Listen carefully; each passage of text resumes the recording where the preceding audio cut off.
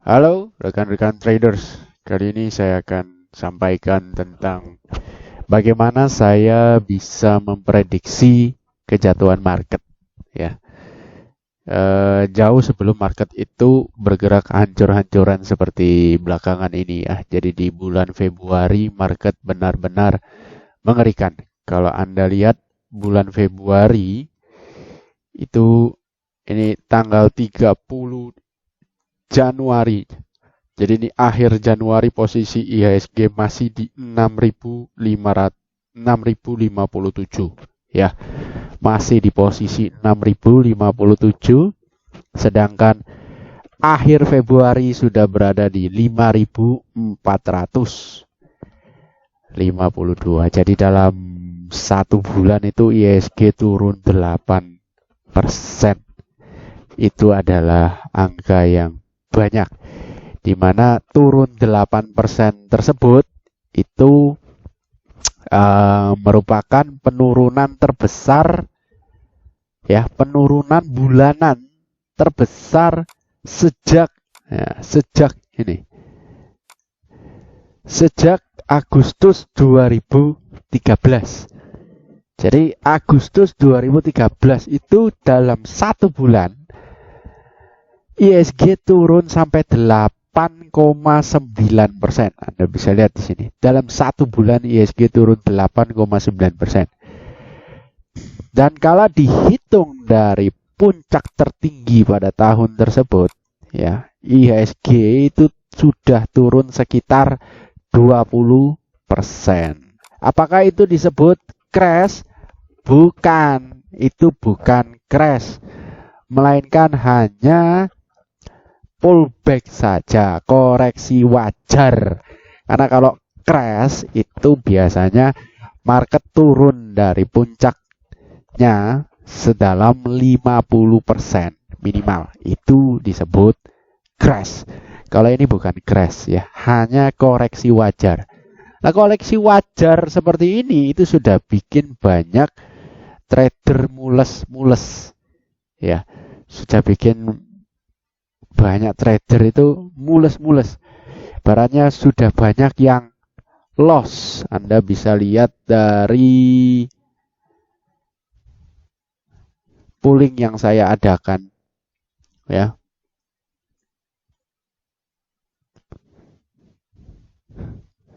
Sebentar. Dari pooling yang saya adakan di channel berdagang angka. Sebentar. Salah. Di channel berdagang angka saya mengadakan pooling. Nah, ini dia. Dimana kalau Anda lihat tahun ini bagaimana kinerja trading Anda itu yang ikut polling ini ada 1.600-an orang ya. Di mana sekitar berapa persen nih? 22 tambah 16 38 45 52 66%, artinya 2/3. 2/3 dari trader yang mengikuti pooling, atau ya ini namanya pooling, berarti kan kita bisa anggap ya kemungkinan besar ya seperti itulah kebanyakannya juga. 2/3 diantaranya, jadi 2/3 dari seluruh trader yang ada di Bursa Efek Indonesia sudah mengalami loss lebih dari 10% ya. Sudah mengalami loss lebih dari 10%. Yang profit ada masih. Di sini kalau berdasarkan hasil poolingnya, surveinya ada sekitar 17%. Entah karena ini memang jago banget ya. Hanya 17% yang masih profit ya.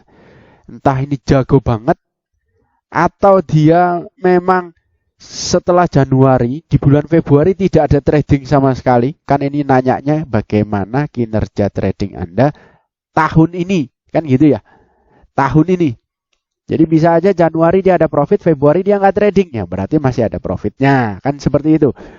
Jadi kemungkinan pertama dia jago banget, kemungkinan kedua Februari dia tidak ada trading, kemungkinan ketiga bohong, kemungkinan keempat salah hitung karena nggak ngerti cara ngitung kinerja mungkin. Cuma ya saya berharap yang terjadi adalah kemungkinan pertama, artinya 17% jago. Jadi dia masih bisa menghasilkan profit ya di tahun ini. Di mana tahun ini sampai dengan Februari itu market ancur-ancuran ya. Dan kalau Anda perhatikan 80% lebih trader yang ada sudah mengalami kerugian. Seperti itu. Jadi ini market yang berat. Bahkan sampai saya menanyakan lagi di polling selanjutnya, menurut Anda apakah low IHSG pada bulan Februari yaitu di 5.288 merupakan lowest low untuk tahun 2020? 73%-nya menjawab tidak.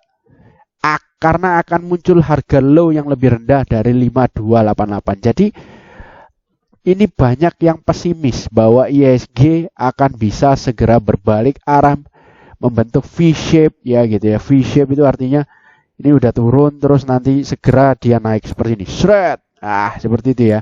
Pesimis, banyak yang pesimis. Jadi banyak yang tidak terlalu berharap itu bisa terjadi. Ya, itu kemungkinan pertama. Atau kemungkinan kedua juga yang ikut polling ini menjawab akan ada IHSG yang lebih rendah dari 5288. Itu karena mungkin mereka mau beli tapi menawar harga yang lebih murah. Jadi kalau sudah begini sekalian hancur, kalau sudah hancur sekalian crash, kalau udah crash enak tuh belinya. Habis beli simpen merem. Udah paling setahun 2 tahun kaya mendadak. Seperti itu. Karena kalau setelah crash, market recovery itu naiknya cepat banget. Ya. Atau juga kemungkinan ketiga, 73% yang ikut pooling sudah dalam posisi full cash. Ini saya senang. Karena kalau udah full cash, berarti udah prepare. Jadi kalau ada crash, ya berarti banyak yang survive. Karena 73% sudah posisi full cash. Itu yang saya senang. Kemungkinan terakhir. Jadi manakah di antara 3 kemungkinan itu? I don't know. Ya, jadi kalau kemungkinan pertama bisa aja dia pesimis karena dia sendiri udah nyangkut juga, ya kan. Kemungkinan kedua dia nawar, kemungkinan ketiga dia udah full cash mengharapkan crash. Seperti itu. Nah, sikon market seperti ini sebenarnya sudah saya wanti-wanti ya di dalam membership angka bicara ya. Di mana saya pada tanggal 30 Januari ya ketika posisi IHSG itu masih seperti ini. 30 Januari itu posisi IHSG masih di sini. Ya, jadi belum hancur-hancuran banget tuh, masih close di 6057. Saya udah warning, saya udah kasih wejangan bahwa kalau menurut rata-rata penurunan market, nah kita lihat dalam 1 tahun ke belakang nih, itu biasanya turun minimal 6%-an. Jadi kalau 6%-an maka IHSG akan turun sampai 5965. Nah, seperti itu ya. Tapi kalau 5965 nggak kuat, maka dia akan bablas turun sampai 13% dari puncaknya tahun itu. Berarti itu akan sampai di kisaran 6348. Akan di kisaran 5522. Ya. 5522. Akan turun sampai di kisaran sana.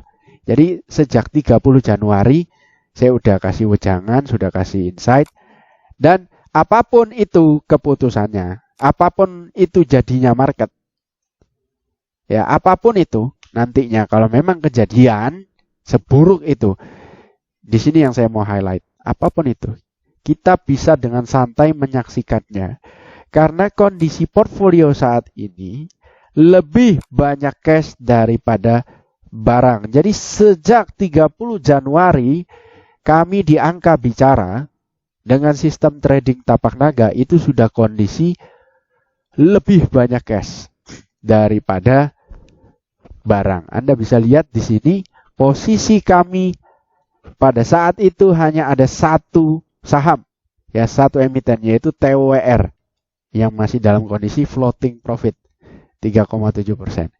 Jadi Anda bisa bayangkan kita kemungkinan besar pegang cash sekitar 90% lebih sejak 30 Januari. Seperti itu.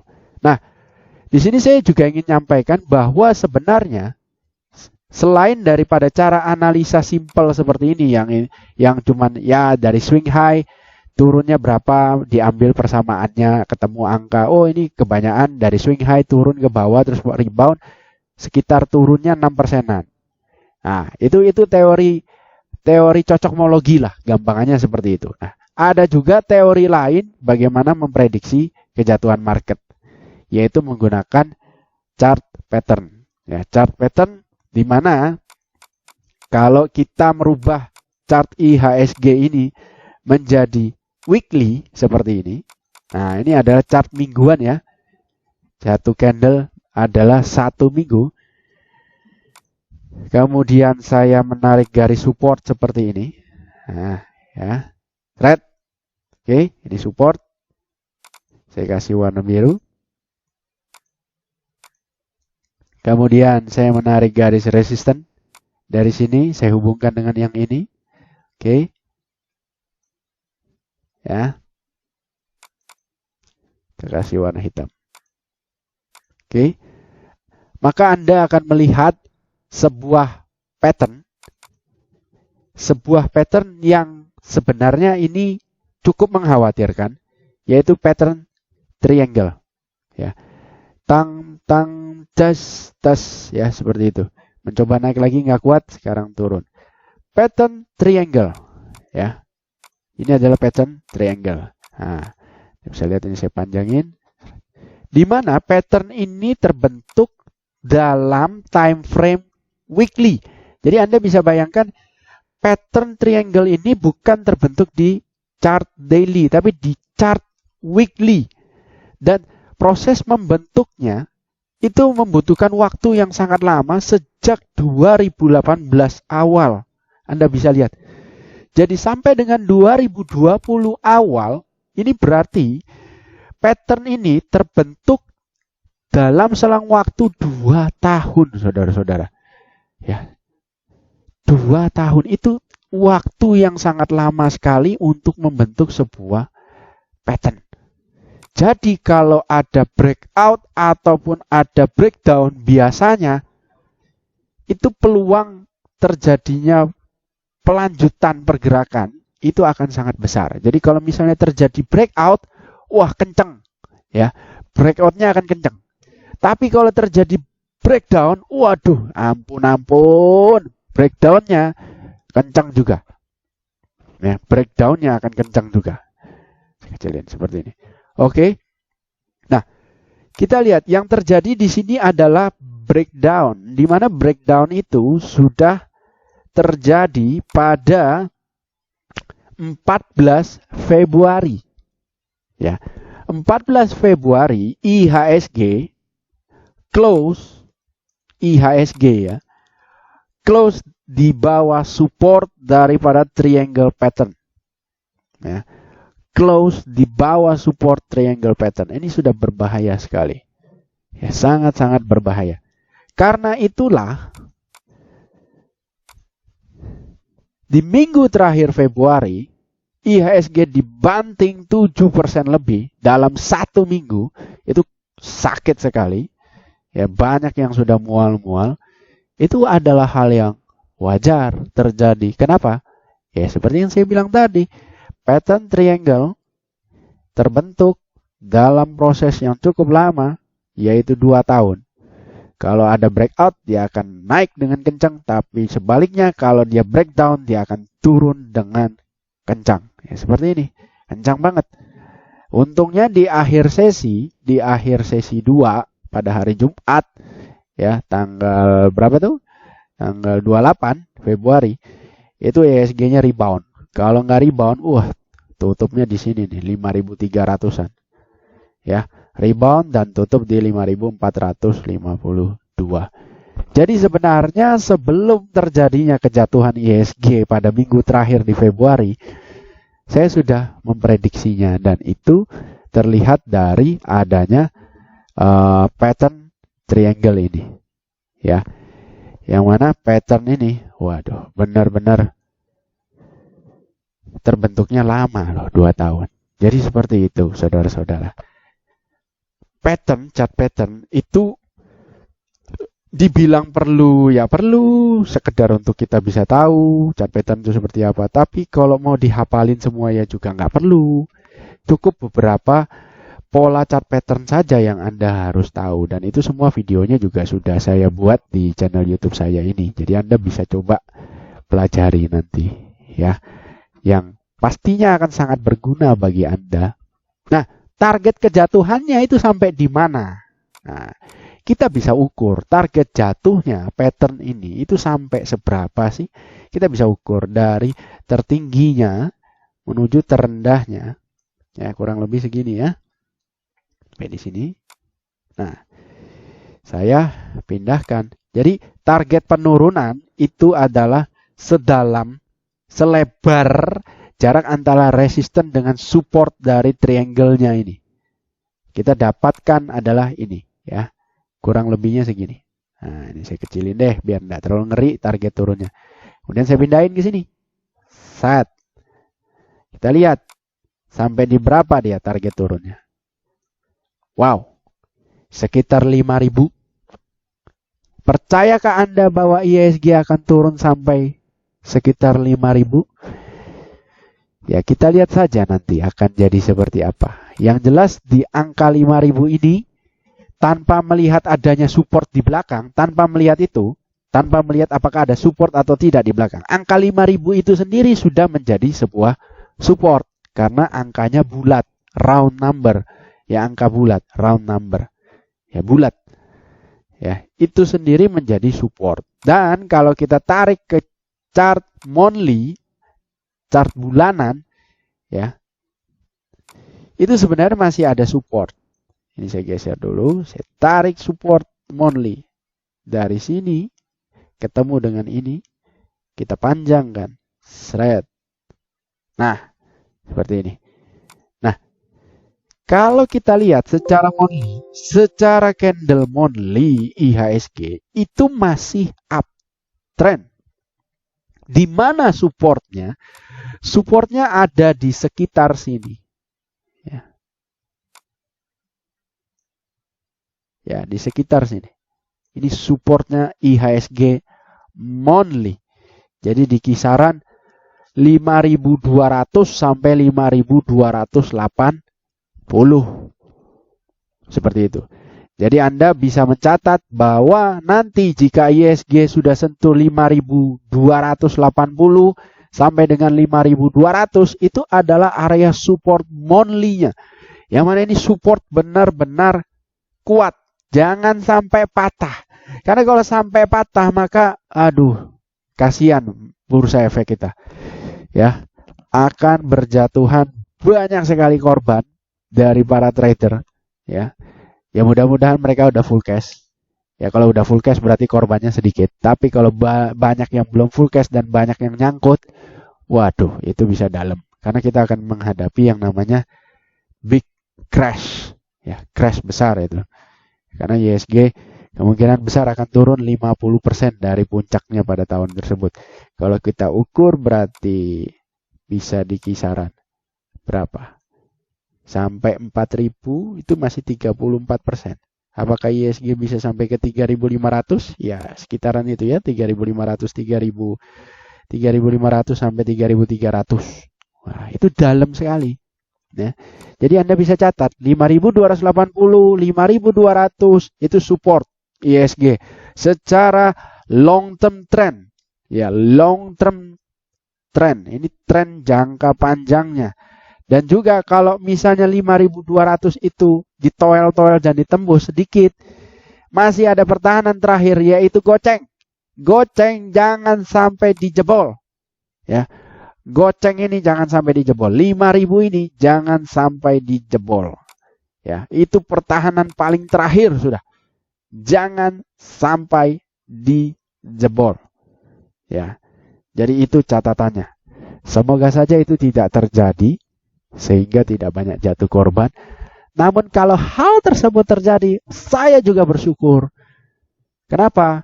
Karena saya posisi barang nggak lebih dari 33% portfolio sekarang. Kalaupun harus terjadi crash besar, saya sudah siap. Dan ibaratnya ya nggak apa-apa lah, setahun 2 tahun leyeh-leyeh sambil pegang barang, nanti kita beli di bawah, kita ambilin yang sudah tergeletak di tanah itu ya, harga sudah under value bertebaran di mana-mana, kita ambil satu persatu. Setahun 2 tahun sabar menanti, 100% depan mata kalau terjadi market recovery, situasi ekonomi sudah baik lagi, makro Indonesia udah baik lagi, recovery itu akan cepat banget seperti 2009, 2010 itu gila-gilaan. Anda bisa bayangin waktu itu Indofood 900 perak menjadi 2000 perak per lembar. Hanya butuh waktu sekitar 1,5 tahun, dari 9.000 ke 2.000. Sekitar 1 tahun, 1,5 tahun. 100%. Ya. Saya ingat banget tuh. Kenapa ya? Karena teman saya bilang, Indofood buy, tutup mata pada saat itu. 900 buy, tutup mata katanya. Kenapa? Simple. Itu di depan tiap hari mobil pickup ngantar Indomie itu setiap hari tidak ada penurunan walaupun ekonomi global krisis katanya. Sesimpel itu dia melakukan analisa. Tapi dia sendiri nggak nyampe 2000 udah jual, di 1500 udah jual. Dia bilang nggak kuat nahan lama-lama. Lucu. Ya tapi memang seperti itulah suka dukanya menjadi hold untuk long term ya. Jadi tidak segampang yang dikira orang. Ibaratnya kalau hold barang itu bisa gampang ya. Tantangannya banyak ya, tidak mudah. Tidak segampang itu bisa hold barang dan sabar ya kan untuk tidak dijual. Oke. Jadi itu dari saya, catatannya Anda bisa catat ya. 5.280, 5.200, 5.000 itu pertahanan IHSG, benteng-benteng yang jangan sampai itu semua dijebol. Ya, semoga tidak terjadi. And thank you for watching.